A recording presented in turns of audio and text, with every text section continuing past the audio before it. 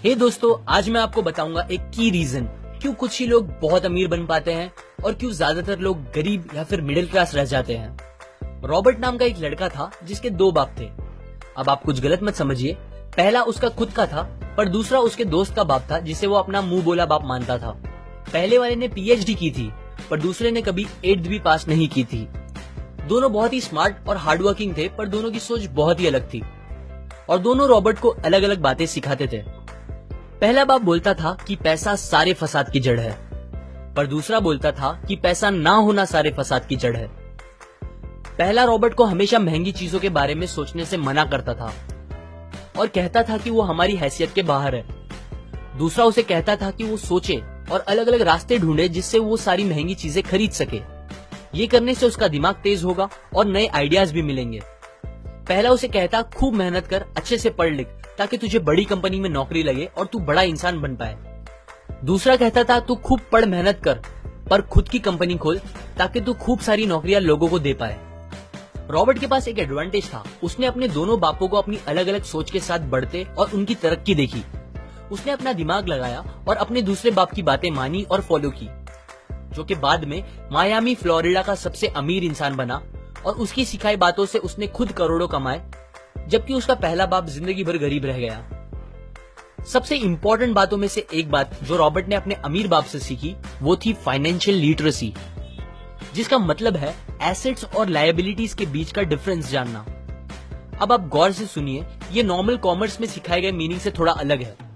Robert ने काफी easy शब्दों में उसका मीनिंग बताया है, जो कि कुछ ऐसा है। एसेट्स कोई भी वो चीज होती है जो आपको पैसे बना के दे या फिर आपके जेब में पैसे डाले, और लायबिलिटीज वो चीजें होती है जो आपके जेब से पैसे ले ले या आपके पैसे खत्म करे।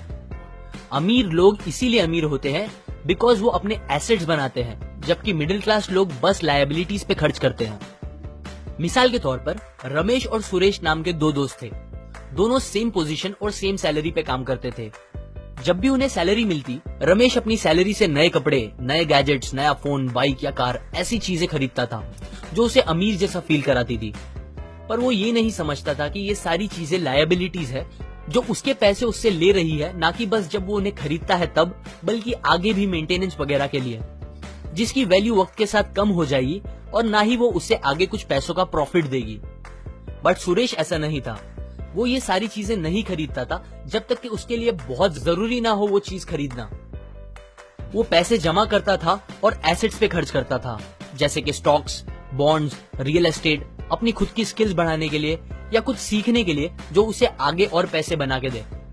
2 साल बाद सुरेश करोड़पति बन गया, जबकि रमेश वैसे का वैसा अपनी कम सैलरी को कोसता रह गया और कहता था कम सैलरी उसके मिडिल क्लास होने का रीजन है। एक गरीब इंसान का कैश फ्लो कुछ इस तरह होता है, उसे पैसे मिलते हैं और फिर वो पैसे उसकी जरूरी खर्चों में खत्म हो जाते हैं। एक मिडिल क्लास का कैश फ्लो थोड़ा सा अलग होता है, उसे पैसे मिलते हैं, वो पैसे जरूरी खर्चों और लायबिलिटीज में खत्म कर देता है। इसीलिए मिडिल क्लास और गरीब में ज्यादा फर्क नहीं है। मोस्टली मिडिल क्लास लोगों को लगता है उनका घर उनका एसेट है, पर ऐसा नहीं है। आपका घर आपको पैसे बना के नहीं देता अनलेस आप उसको भाड़े पे दो, जबकि अमीर लोगों का कैश फ्लो ऐसा होता है। उन्हें पैसे मिलते हैं, वो उस पैसों से अपने एसेट्स बनाते हैं पहले और फिर उससे बने पैसों से खर्चा करते हैं। इसीलिए वो अमीर होते जाते हैं क्योंकि उनके इनकम के सोर्स बढ़ते जाते हैं। अगर आपको अमीर बनना है तो ये बात याद रखिए अच्छे से। इस बात से फर्क नहीं पड़ता कि आप कितना कमा रहे हैं, बल्कि आप उन पैसों को कैसे और कहां खर्च कर रहे हैं, ये इंपॉर्टेंट है। आपको कंज्यूमर की सोच से बाहर आकर इन्वेस्टर की सोच अपनानी पड़ेगी। लोग कंप्लेन करते हैं उनकी खराब कंडीशन का रीजन उनकी कम सैलरी है, और सैलरी बढ़ेगी तो वो आराम से रहेंगे। पर प्रॉब्लम ये है कि इनकम बढ़ने के बाद लोगों के खर्चे ज्यादा बढ़ जाते हैं, क्योंकि ज्यादा पैसे ज्यादा अच्छी चीजें खरीदने पे मजबूर करता है, जैसे कि एक बेहतर फोन, कार, घर, जो कि सब फिर से बस लायबिलिटीज है जो आपको कभी अमीर बनने नहीं देगी। ये बातें मैंने रॉबर्ट कियोसाकी की बुक रिच डैड